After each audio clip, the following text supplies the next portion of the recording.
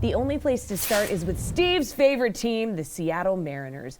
Mariners are plus 450 to win the AL West behind the Astros and the Angels. So, Steve, make your case for why this is the best bet to win the division.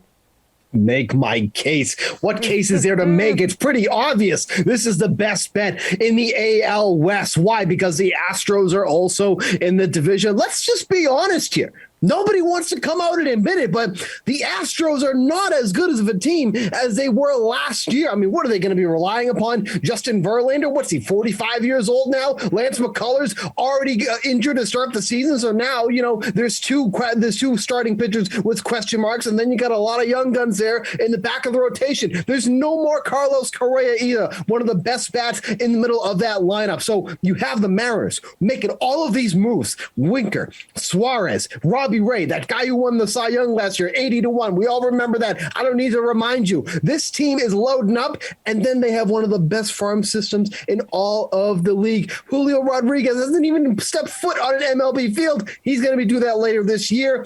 That lineup is going to smash from top to bottom. The pitching staff striking out every single batter that they're going to get. Plus 450, it's a steal. You missed it at 6-1. I already got that because I don't have to brag about that. Plus 450, get it now. Steve is passionate. Nick, what's your take? Yeah, well, I think Steve decided to neglect the fact that Yordan Alvarez is still in Houston, Jose Altuve, Alex Always Bregman, injured. Cheater. Yuli Gurriel, Kyle Tucker, and sure, Verlander. Kyle Tucker was a guy we talked about all last season because he was always underpriced on DraftKings because he was always playing way out of his range anyways. But yeah, Justin Verlander and McCullers, and I know McCullers is the injury and everything, and Verlander's coming off one too.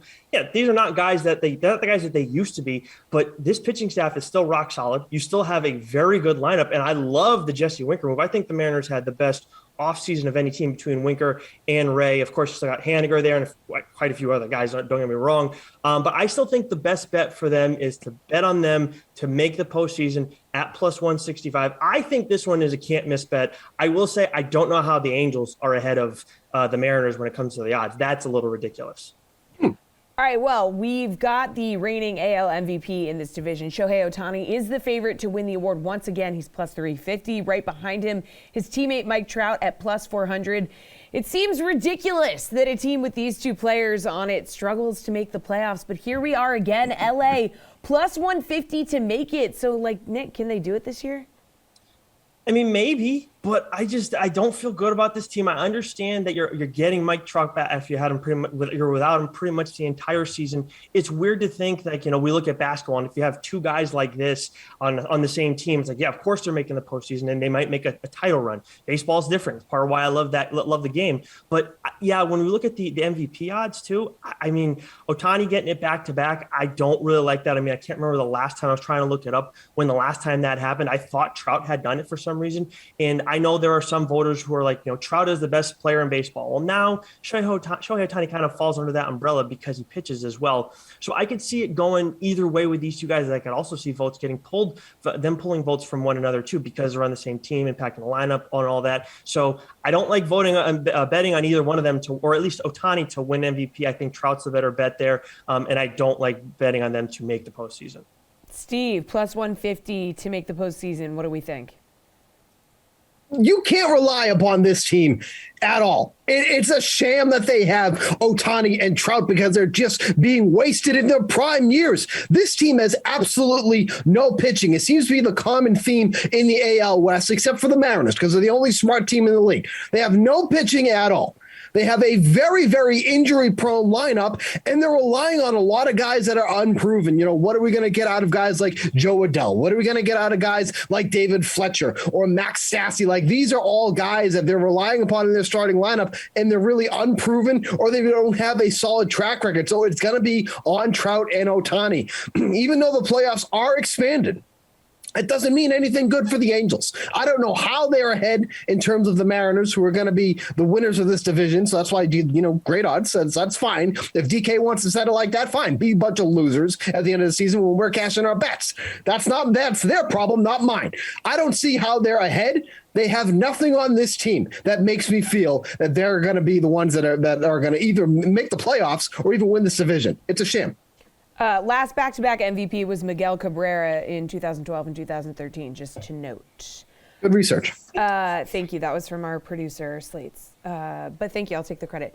So let's talk about last year's AL champs, the Houston Astros. Steve already waxed poetic about them. They lost one of their star players, Carlos Correa. He signed with the Twins, leaving the team he took to 3 World Series, won one with. They're still the favorite in the division, and the sportsbook has their win total set at 91.5.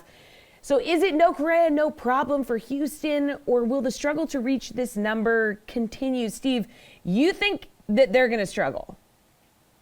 I do think they're going to struggle. I think the loss of Correa is really going to be large because, Nick brought up Yordan Alvarez. Look, he's probably one of the best hitters on the field in that division. When he's healthy, he has not proven that he can stay healthy. He's kind of like a Fernando Tatis Jr. When he's at the plate, he's going to absolutely smash the baseball. But most of the time, he is on the sidelines. They also don't have really anybody to come up and take over Correa's spot. Bregman's another year older. Or Altuve is another year older. They do have some young guys in the outfield that maybe can kind of, limit that loss of Correa. But that lineup is not as strong as we've seen it before. And I think people are going to slowly start realize that as the season goes on. The benefit for the Astros is that there are teams that they can beat up on in this division with the Rangers, with the Angels. That's where it stops. But that is where they're going to find their success. I think that, 91 wins is a nice number, but I think they're going to just make it there. I don't think they're going to go over that number. All right, Nick, you brought up that they still have a bunch of weapons. So do you think they're going to struggle to reach this number, or it will happen for them? I think Steve's right that it's going to be close, but I do feel comfortable in saying that they're going to go over 91.5 wins because, talk about the Rangers, the Angels, and the A's. I mean, there are 3 teams that I don't take seriously in any capacity. I know that the A's won 86 games last year in a division where you still had 2 90-win teams, but I question whether we're going to see, 3 teams go over 500 this season in that division. And then you look at the rest of the AL too. I mean, that's going to help the Astros out. There's some pretty weak teams over in the Central Division too, and I only see them so much, but picking on that as well. And yes, a lot of these guys are a year older. That's great math on your part, Steve. That's usually how it works. But still, does that mean that these guys are all going to see a decline over the course of this year? I don't think so. Okay, great. Well, so everybody gets older every year, and then they usually get worse. That's how it works. Duly noted. But still, I look at these guys, and I still see a quality lineup, a proven lineup, guys that have been, have know what it takes to go in the distance for the entire season. So yes, I think that 91.5 wins over that is definitely within reach. All right, got to pick up the pace on these last 2 questions, guys. The Texas Rangers were one of the busiest teams pre-lockout, bringing in Corey Seager on a massive deal, infielder Marcus Semien to join him. The lineup looks like it could be solid, but they may still have some holes in the pitching staff. So their team win total for Texas is set at 74.5. Going over or under, Steve? Holes in the pitching staff? The whole pitching staff is a hole. It's a black hole, and nobody's going to be able to get out of it. When John Gray is your ace of the staff, you've got some issues, okay? You have a lot of work that needs to be done. This Rangers team, I'll tell you what to bet on. The over in all of their games, because they're going to go over. They're going to score 9 runs a game. They're going to allow 14 runs per game. Under on the win total, because they're going to score a ton of runs. Maybe they'll even lead the league in runs scored. They're also going to lead the league in runs allowed. To over 2,000. That's my guess. Over 2,000. All right, Nick, what do you think? To put it any better. But I will say that you should go with the under on this one. I was thinking over when you talk about Semien and Seager, as much as their pitching staff is brutal. But then I look at what they did last year, 60 wins. And I do always question Seager's health going into a season. There's no way that even if he's healthy, he's going to go up and make up for 15 wins. And I don't think that he's going to be healthy the entire season just because usually what he deals with. So yeah, I'm going to go with the under on this one. All right, Nick, finally, the fire sale that is the Oakland Athletics. Matt Chapman and Matt Olson are gone. It looks like others could be on their way out the door as well. Oakland is tearing it down to the studs, so we're going to turn our attention to their fantasy outlook because the team as a whole probably isn't going anywhere this season. So who should we keep an eye on for some fantasy value on this team? Yeah, I mean, you lose Harrison's gone, Moreland, Lowry, Marte, Canna. I mean, it's just ridiculous what they've done, but this is what the A's do. And I'm looking at that lineup and I'm like, well, we want fantasy value here. I mean, you're going to have to figure out a couple of these guys early in the season, but I would think right now the only 2 that jump out to me are Seth Brown and Sean Murphy, and it's like still with them. 111 games last year for Seth Brown, 20 home runs, 13 doubles. Sean Murphy kind of the inverse, similar amount of games. So those are the only 2 guys that I'm looking at early on in the season. Maybe we'll see what happens in spring training, but right now I don't see many people rostering the A's early on. Steve, what do you think? You're not rostering anybody. Who do you even recognize on this team? You know what you should be looking at when they start doing the call-ups in the minor leagues? Guys like Tyler Soderstrom might be able to come up this year because they have absolutely nobody. The A's are going to be a team that you're going to consistently stack against because they're going to be trading both of their starters that are really left in Frankie Montas and Sean Manaea. They're not even going to be on the team probably come the All-Star break. You are staying far, far away from Oakland. Make sure to stack against them because this team, you want to talk about tearing it down to the studs? They're down to the foundation. And the foundation is just a team named Oakland Athletics. That's all they have left. Everybody is gone. Stack against this team. Oakland Athletics stinks. Nick can't contain himself. He's having a great time.